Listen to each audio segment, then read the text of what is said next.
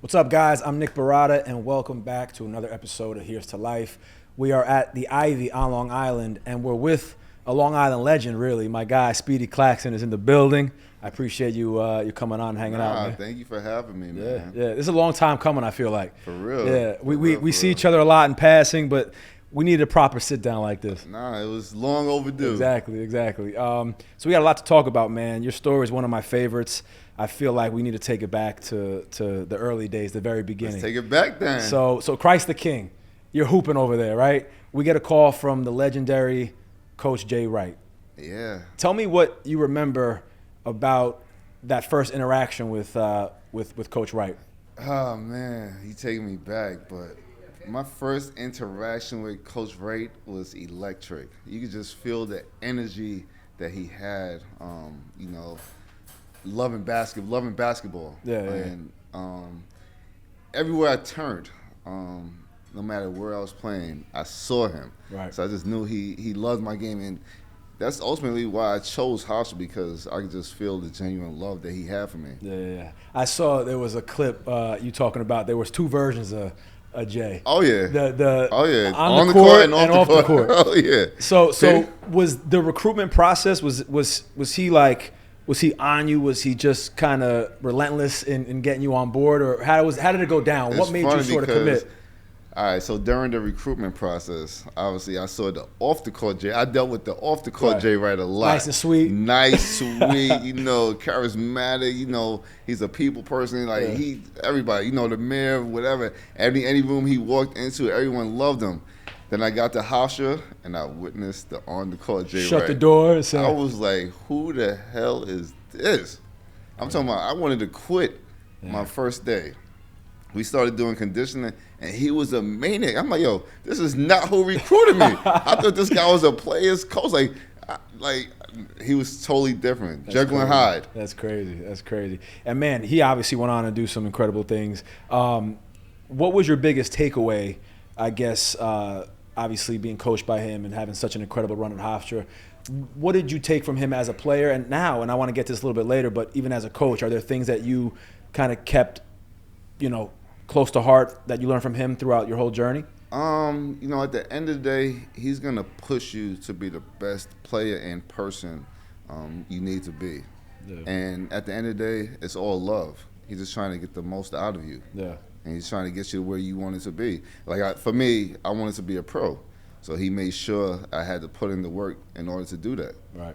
That's amazing. Yeah, going down as one of the best college coaches ever. Yeah, I can't. It's funny because he got inducted into the Hall of Fame 2 years ago. Right. And I'm sitting there, of course he invited me. I'm sitting there, I'm like, this is crazy. Like, Jay Wright is going into the Hall of Fame. Like, I remember when we started out at Hofstra, and never would I have imagined that I'll be sitting here watching him get inducted into the Hall of Fame. I just couldn't believe it. Well deserved, though, man. He's we talk about it, and he's like, "You're the reason why I'm here." Yeah, and it's like, damn, this is crazy. Yeah, real. Have you reached out to him at all during your coaching time now, and kind of asking for some tips here and there? We talk periodically. He kind of just let me do my thing, coaching wise. Yeah. If he sees something, he'll call me and let me know. Yeah. But he definitely watches a lot of my games. Yeah, love that. After every big win, I'll get a text from him. Oh man, I love that. That's awesome. Man, you had a great crew. We got to shout out my guy Jay Hernandez. Oh man, Jay Bird, that's my guy, man. I was just talking to him a couple of days ago. Me and Jay go way back with the heavy ball. Training, shout out to Pro Hoops. Yeah, for sure. That's my guy. But you had a great squad. You did some incredible things as a player at Hofstra. And then, man, when did it become a reality that you actually could go to the league? Oh man, when did it become a reality? Like, was there a moment? It was always a dream. Yeah. And then during my senior year, a lot of NBA scouts would come watch me practice, play. During the games, I would see them on the sideline, but it wasn't until I went to the pre-draft camps. Mm-hmm. And back then, when I was playing, they had 3 stops. So Portsmouth Invitational. That was the first stop. That was kind of like for the second round picks. The second stop they called Phoenix. Then the third stop was Chicago. So the whole time I was hoping to get invited to Portsmouth. But thank God, I got to bypass Portsmouth and went straight to Phoenix. Oh wow! And then turned Phoenix out, and then that's when I started playing against the more heralded players who was at the high majors. The Scooney Penners, who was at Ohio State, right. Matt Santangelo, he was at Gonzaga, Mateen Cleaves, he was at Michigan State. So I started playing against those guys, and I still held my own. Not held my own. Let me stop. Like, I killed them. I killed them. Okay. So I was like, yo. Nah, like I'm way better than these dudes that I'm used to seeing on TV and all that type stuff. And then that's what I was like, yo, nah, this is gonna happen for me. It's crazy. Like, is that your senior year? That was after my senior year. Yeah, it's funny. We had Danny Green on here a couple of episodes ago, and being from Long Island, he was saying that he felt like he had to prove himself to the New York City area kids and national, across the board. He felt like there was sort of a stigma coming out of Long Island. Did you feel any of that pressure? Not really, because I played a lot in the city growing up. Mm-hmm. So I really didn't move out to Long Island until I was 14. So I was familiar with the city players, and they was familiar with me. And I also went to Christ the King, which is in the city. Right. So it's a little bit different. But I could definitely see what Danny was talking about. Yeah. And obviously he went on. We got to shout out Danny, man. He done some great things. Long shout Island, out to man. D. Green. Listen, you can't not. D. Green, Wally, Tobias, Jay. Strong, man. Strong Island. I love it. Yeah, definitely. So we'll go back to the draft for a second. I mean, not only did you get drafted, but you were number 20, which is crazy. I'm not even gonna lie, I didn't know that you were that high in the draft.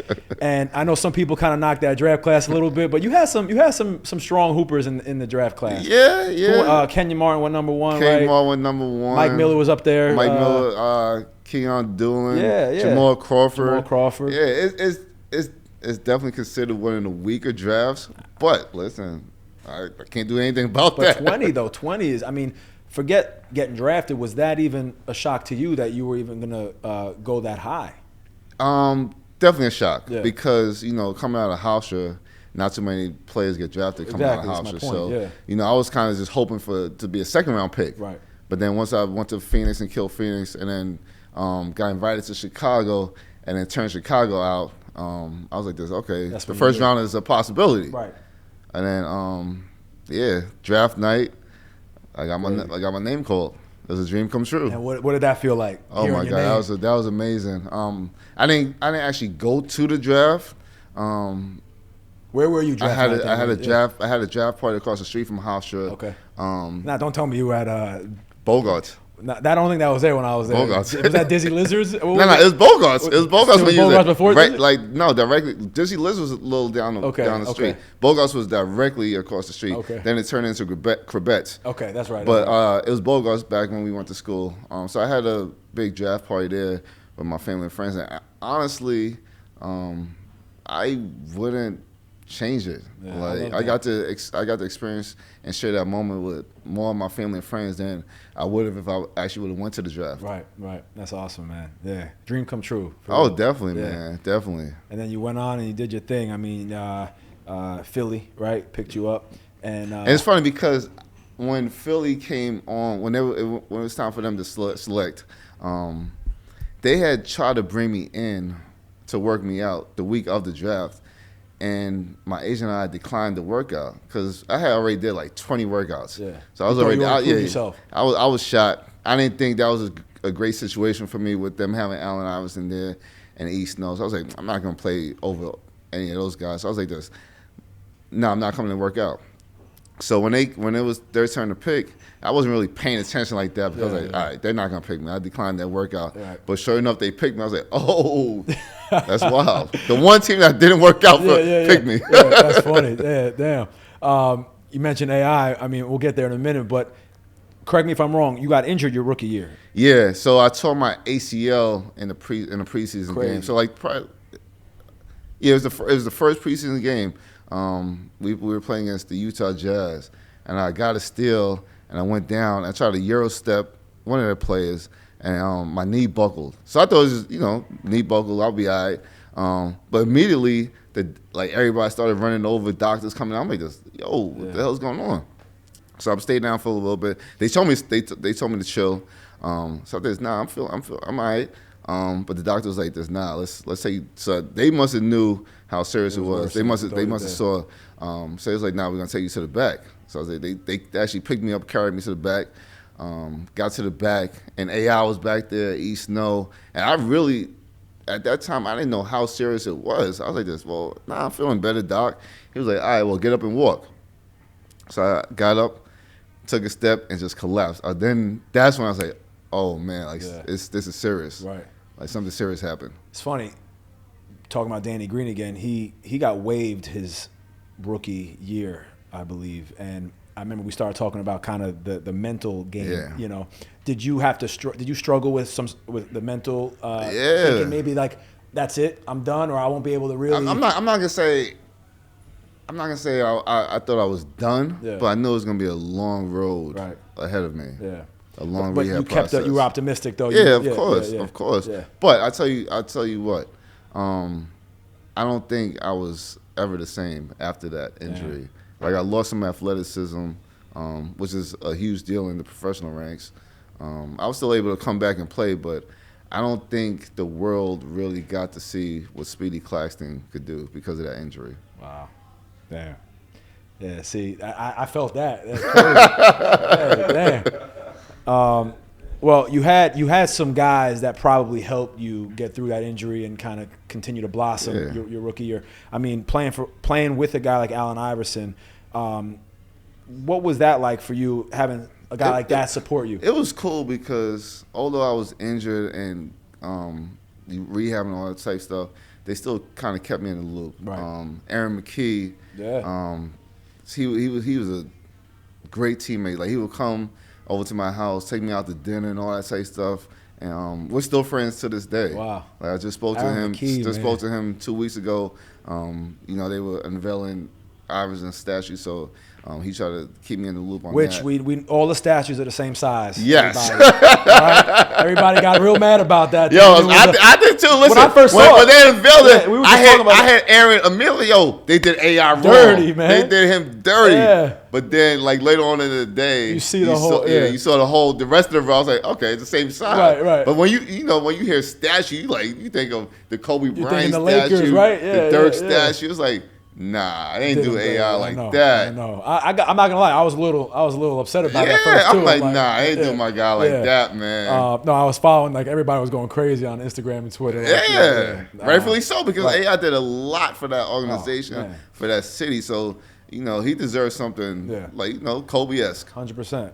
There's a lot of stories about AI. I know. I think Lou Williams was saying something recently on a podcast about how. AI kind of treated him in practice a little bit and kind of bullied him a little bit. Was there any of those moments where you and AI or anything you could say that maybe people don't know about him? Nah, I think the media portrayed him wrong. Like he is a stand-up dude. Love his teammates. He just don't like the media. Right. Like he just don't like that aspect of the basketball world. But he was great to me, man. I love the AI. Yeah. He taught me a lot. He showed me what it is to be a true professional and all that type of stuff, man. He told me my approach to the game, all that. Yeah, you couldn't ask for a better guy to kind of welcome you into the league, Nah, exactly, because he was somebody that I looked up to coming into the league. So when I first got a chance to meet him, I was like, yo, this is crazy. Like, not only is this my idol, but now this is my teammate. Yeah, that's unbelievable. But then I had to go out and play against him. So I had to forget about all that. What were those battles like at practice? Oh, it was crazy. Yeah. But it started, the summer before my first year. Yeah. I went down there and started working out with the team. And then he came in, and I'm like, oh man, like this is crazy. Like I'm about to play against AI, my idol. Right. So I'm like in season mode. Like, nah, I'm strapping up. Like I can't get destroyed out here. And he's taking it easy. I'm like, this like you better come to play. Yeah. But I think he respected me after that day. I love that. Yeah, there's a picture I think you shared recently that I always see pop up every now and again with you and AI and Dikembe and Mutombo. Yeah, I love that. Those are my guys, man. I love that team. Yeah. Great team. That's what what I still speak to a number of them to this day. Love that. Like I saw Dikembe down in Atlanta 2 years ago, and it was like, yo, God, dig, that's my guy. All love. Yeah. Like, he was actually talking to somebody else, but then he saw me out the corner of his eye, and he stopped talking to them and ran to like, Speedy! But I love that, man. You guys go to war, man. That's my guy, Dig, man. I'm talking about we used to go out to the clubs and party, like, and Dig, he used to be like in the middle of the dance floor, all 7 foot of him. Just with the fingers up. I'm like, Dig, what are you doing? Oh my goodness, yeah, no, he's a character. No, that Philly team was amazing, you obviously, definitely one of my favorite teams to play on. Yeah, and you went on to obviously play for some other great coaches alongside some other great players. I want to jump over to San Antonio for a minute. Obviously, playing with AI is one thing, but you went on to go ahead and play with Tim Duncan and Tony Parker and under Coach Pop. I mean, what was the biggest difference going from Philly and with that team to Coach Pop and that organization and that system? Because even after talking to Danny, I mean, we're bringing Danny up a bunch now because there are some similarities here. But he was saying when he ended up in San Antonio, man, he had to button it up straight, and it was a whole different. In San Antonio, it was very structured. Yeah, like you knew your role. You were expected to perfect your role, and if you did, we would be successful. Right. But in San Antonio, it was no nonsense. Come in, do your job, play hard, work hard, and that's it. Yeah. No nonsense. Like popped in, play that. Yeah. And Tim Duncan, I mean, obviously being ultimate professional. Yeah. Ultimate professional. From day one, when I met him, he welcomed me with open arms. Invited me to play. He's a big paintballer. Oh, okay. Big paintballer. So the first day I got there, I was real cool with Steven Jackson. Mm-hmm. So we went in for a workout. A bunch of the players were there, and then he was like, "Yo, Speedy, what are you doing afterwards?" He was like, "We're gonna go play paintball." I never played paintball a day in my life. So I was like, "All right, cool. I'll try it out." So we got there. I drove with Steve Jackson. We got there, hopped out the car, we getting ready. Then Tim rolled up with a couple of his boys, and they popped the trunk. They got their own guns, like ammunition. I'm like, Jack, what are we doing? Like, what did we get? What did I get myself into? Yeah, that's good. So, I swear to God. So we started playing, and it was Tim Duncan and his boys against the rest of us. So I'm telling you, it was a scene out of freaking. That's out of a movie right there. Out of a movie. Yeah. Like we there shooting, the rental guns like pop, pop, pop, and then they shoot back like. They had the machine guns. I'm like, yo, what the hell is going on? That's and the field that we played on, it was like metal stuff that you could hide behind. Right. I'm hearing these pellets hit the metal. I'm like this. I'm not getting hit with this. Right, I'm like, there's no way. No, I've done it before. It's no joke, it's man. It's painful. Yeah, that hurts. I'm just picturing Tim Duncan. First, I'm picturing Tim Duncan just running down the field. And he's 7 foot. With the goggles on. He is 7 foot. Yeah. I never saw him. Yeah. Never saw him. Funny, I'm like, yo. Trees. Yeah, I'm like, yo, where is this guy at? How can he hide out here? That's funny. He's 7 feet tall. That's funny, man. But I'm telling you, like, I was like, this is different. So you had some fun in San Antonio too. Oh no, San Antonio was fun. That sounds like a little bit of different fun than you were having with AI probably in the clubs. It was totally different fun. AI was more club partying. Right. San Antonio was like it was more family. It was more a family dynamic. I love that. We would go play paintball. We'd kind of chill at each other's house. We'll have like movie nights. So it was totally different. Yeah. And that's great. That's great. You obviously went on. Well, let's go back. You were already a champion from Hofstra. You guys won. Was that your senior year? You guys beat Delaware. We won. So you had that. You checked that off the list, and then you went on to go win the NBA Finals with San Antonio and paintballer Tim Duncan. It's funny because I had a ton of early success in the league. So in my very first year, although I didn't play, we went to the championship with Philly. Yep. And then they traded me, and then I went to the championship, and we actually won it. Is that the picture? With San Antonio. The picture was during the finals with that picture we were talking about because you were injured. Yeah, I was injured, so I was out. That's why I was in street clothes. Right. So I had a lot of early success. So I'm like, this is just what it is. Right. Yeah, but then after that, I never touched the finals ever again. Man, so that was then with Philly. That was against the Lakers. Yeah. Man, that was San Antonio was against Jersey, which was cool because I got a chance to come back and play in front of a lot of family and friends. Right. Going back for a second to kind of watching that first NBA Finals, Kobe and Shaq. Yeah. That was dope. So that was my first year. I was gonna say out so, of college. Yeah, like, right. So you're almost as a fan watching that from the sidelines. I'm definitely a fan. Right. Ain't like I am a fan. What, I'm like, what this is crazy. Like? Yeah. I got a courtside seat to right, the finals. Right. I love this. This is crazy. This is a dream come true. Yeah. I'm first year out of college. Watching Shaq and Kobe. This is great. This is a wow. Yeah. This is a life. but I'm loving it. that team was one of, if not the best team to man. ever go down in the league, right? One of the best all so time. Watching that and having that seat, what was that like seeing those guys go at it? I mean, even with AI in those battles, and that step over, right? That was AI's best year of his career. Yeah. So to be able to witness that was dope. Yeah. Especially because that was my idol. Right.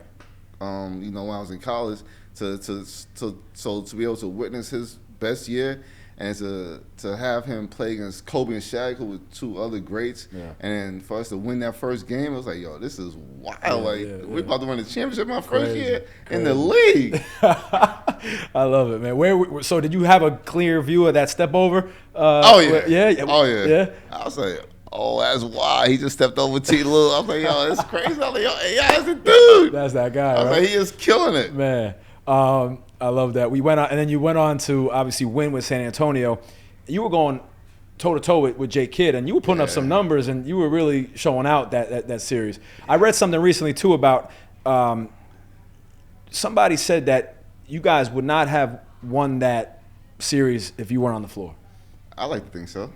I think so. It's crazy because you stepped up. But my time in San Antonio was weird because when I got there, obviously Tony Parker wasn't Tony Parker up until that point. Right. So when we first started out, he would start. I would back him up, but I would play most of the fourth quarter minutes. Mm-hmm. Then I got hurt, and probably like mid-November I got hurt against Detroit. I dove for a loose ball and dislocated my shoulder. So I was out for 4 months, and that's when Tony kind of rounded out to form and became Tony Parker. Yeah. So when I came back, it was like I'm gonna say like mid-March I came back, but then Pop they kind of had their rotation down. Yeah. So he wasn't really playing me that much when I came back. And once we got into playoffs, I guess he was like, all right, it's winning time. I got to play Speedy. He's ready to go. Yeah. So I started playing more and more and more. And then, during the finals, Game 6, obviously, I played most of the minutes, and we won. Yeah, crazy. And what was that feeling like, man, being crowned the NBA champion? When you're in the moment, you really don't realize what you're doing. Yeah. It's only like after fact. Like now, I'll be watching the finals like this. This is crazy. I played in the finals. Like I won an NBA championship. Right. Growing up watching the finals year after year, and then having a chance to kind of experience it, and not just be on the side, but like to be a crucial point. Mm-hmm. Like it was dope, man. Yeah, that's unbelievable, man. Unbelievable. Jay Kidd, obviously, that was kind of a key matchup for you during that series. Who were some of the toughest guys to guard throughout your career? Damn, definitely narrow down to definitely Jay Kidd, Steve Nash, because you were gonna get hit with a ton of freaking ball screens. Yeah. Steph Marbury, because he was a bigger, stronger point guard, and it seems like it kind of felt like every time I played against him, he was like, okay, I know he's from New York. Yeah, right. So I gotta I gotta go at Speedy because I can't let him have bragging rights over me. Yeah. So it felt like he kind of went extra hard at me. Love that. Baron Davis was tough. He was also another bigger point guard. He likes to post up. I think those guys though. Yeah. Talking about point guards, man. Let's talk about Chris Paul for a minute, because he came out recently and said, he said that you're his OG, man. You're one of his vets. With your time in with the Hornets. With the Hornets. He's the young buck. Oklahoma City. Yep. So I mean, man, you can flash back to you coming into the league and having AI as your mentor and a guy kind of welcoming you in, and you're welcoming a guy like Chris Paul. What was that interaction like, and kind of that relationship? All right. So it was different because going into that year that they drafted CP. So all right, so I was going into my contract year. Yeah. It was CP's first year. Obviously, we played the same position, So I need to have a great year. And I was coming off of a good year with Golden State. I averaged 13 and 6, being a starter, playing most of the minutes. So I want to continue that. I want to be a starter. But I got traded to New Orleans. They drafted a young up-and-coming CP. So I was like, all right, well, what's going to happen here? Am I going to be able to start? Or are they going to go young and try to develop the young kids? So training camp, I was kind of a little standoffish. Like, I was like, I got to go at this young dude. So I didn't want to get too friendly with him.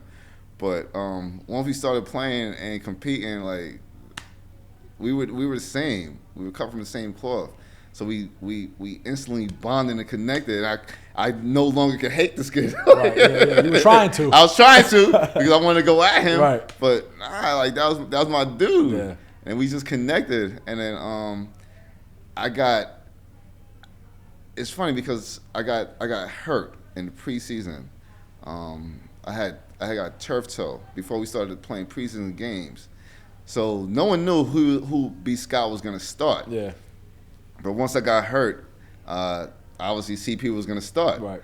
And I didn't want that decision to be that easy. I was trying to rush back, but it was also my contract year, so I didn't want to fully rush back. So I was like, all right, let me just play it smart.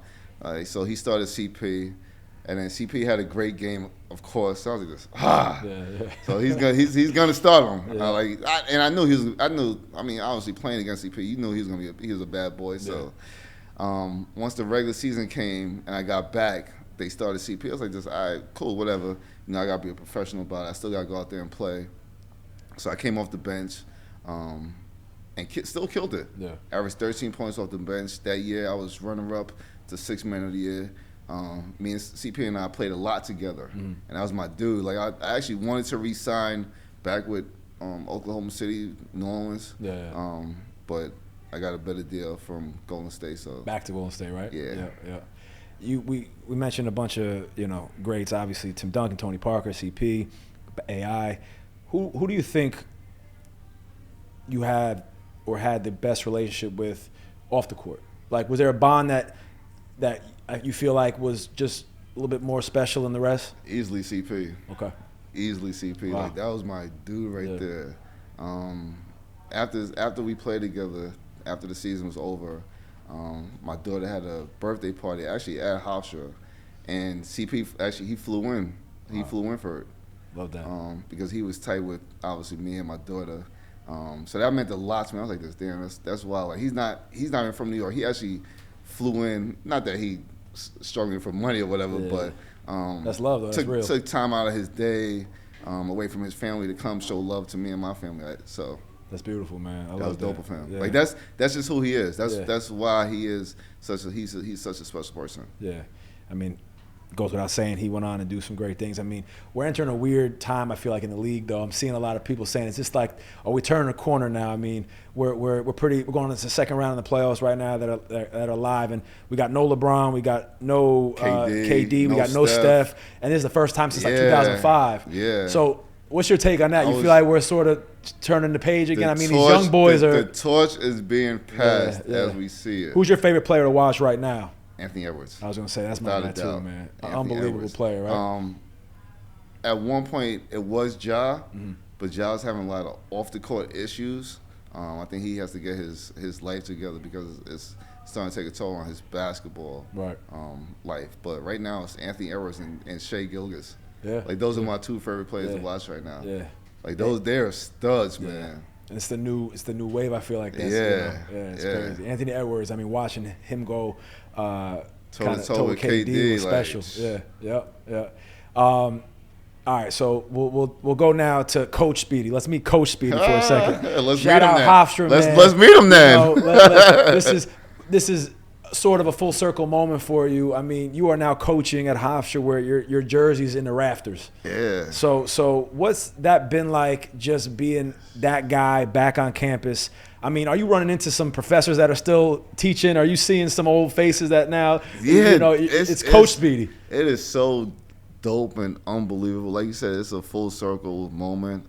There are still some professors there that I had when I was in school, and they're just happy to have me on campus. Yeah. But And man, I love being back there, man. And I honestly, I didn't even know if coaching would be in my future. It wasn't up until later on in my career where I was pretty much done playing. It was my second stint with Golden State, and Don Nelson, who's a Hall of Famer, came to me one day after practice, pulled me aside. He was like, "Speedy, have you ever thought about coaching?" And up until that point, I hadn't. And I was like, "Nah, not really." He's like, "Well, you should think about it. I think you'll be a hell of a coach." Wow. And once a Hall of Fame coach is saying that to you, it's like, all right, well, this is something I need to start thinking about. Right. Don Nelson, man, that's not the guy who I thought would have been the one to really get you there. But that's I mean, listen, as a Hofstra guy myself, man, it's special to see you on the court and be a part of the program and back there, kind of the house you built. What's kind of back to where we started, like recruiting guys and getting guys on board. What's it like for you now, sort of on the other side of it, right? Like, and how involved are you in the recruitment process and getting guys? I'm very involved. Yeah, I'm very involved. Because at the end of the day, these kids, they want to come play for me. They want to walk the path that I walked. Mm-hmm. So who better to show them how to get there than somebody who did it? Yeah, and from that same exact spot. We were kind of talking about that. I feel like some of these guys, like, they're quick to commit because they're like, no, I want to play for Speedy, and I want him to show me the way. Yeah, I tell a lot of my players, I got the blueprint. Right. You just got to follow it. Yeah. I've attended a couple games. I was at one this past season. Man, you've already accomplished some great things. I mean, and it's a young squad, I feel like, right? Yeah, but we're young. Yeah, but we're young. We're up and coming. Yeah, but I mean, you guys have done some great things already. And we had 3 straight 20-win seasons. Yeah. The year I took over the job, it's only 2 coaches who had 3 consecutive 20-win seasons. That's myself and that Arizona coach, Tommy Lloyd. So, I'm in great company there. Yeah. I mean, like I said, you've already done some great things. I feel like you're just kind of getting started in that position. So we're going to be watching for a long time. The best is yet to come. 100%. I still got to make it to the tournament. I won a regular season championship, but I still have to make it to the tournament. We're going to get there. We got to round up the crew and hit some games this next season. I saw Charles Jenkins' number up there too, but we know who the GOAT is, man. There's no debating that. I'm the GOAT of Hofstra. That's it, man. And you know what? It's all respect, man. All those guys who had, because we nicknamed ourselves Guard U. We had a bunch of great guards, but it started with myself, and everyone after me, they all show respect. I'm like, no, Speedy's the GOAT. Love my guys. It's all respect. Well, I went to Waltman High School. We had Antoine Guidio come to Hofstra. He did some great things, man. Yeah. Damn. And Hofstra, man, there's been some. It's a small list, but there's been some names that have come out of Hofstra just in athletics, period. Yeah. They got rid of the football team a few years back. Why do you think that is? I mean, they were just losing a bunch of money. Yeah. But like you said, we were producing a lot of pros. Right, Marcus Colston, Wayne Corbett, Willie Colon, like just to name a few. Like, so it kind of sucks. And when we were there, like that's what I remember. Like waking up Saturday mornings, tailgating, and going to the football games. Right. And to not have that, like it's Hofstra isn't the same. Yeah, I know. We need another big sport like that. Yeah. Well, you're holding your own on the court, but I wouldn't mind a football team back. Yeah, I like going to football games, man. Yeah, for sure. All right, man. Well, listen, Speedy, I appreciate you coming through, man, and sitting with us, bro. It's been an honor, and congrats on everything you've accomplished as a player and as a coach already, and I'm looking forward to seeing what's next for you, man. And I guess I will end with this: kind of now having a successful career as a player and now being on the coaching side. What's your advice for players coming up that may need a little bit of a butt kicking to get on the right path to maybe have a successful career in sports? I would just say work hard, man. You get out of it what you put into it. So you go out there and work hard, believe in yourself. Sky's the limit. You never know what could happen. Yeah. I'm a big manifester. So I manifested my whole life. I remember saying when I was younger, I want to be rich and make it to the NBA. So that's what I set out to do. And it happened for me. So manifest your life, believe in yourself, and sky's the limit. Anything can happen. Love that. It's all about belief in yourself, though. Yeah. Love that. That's the way to end it, man. All right, Appreciate my you. dude. And like we always say, man, here's to life.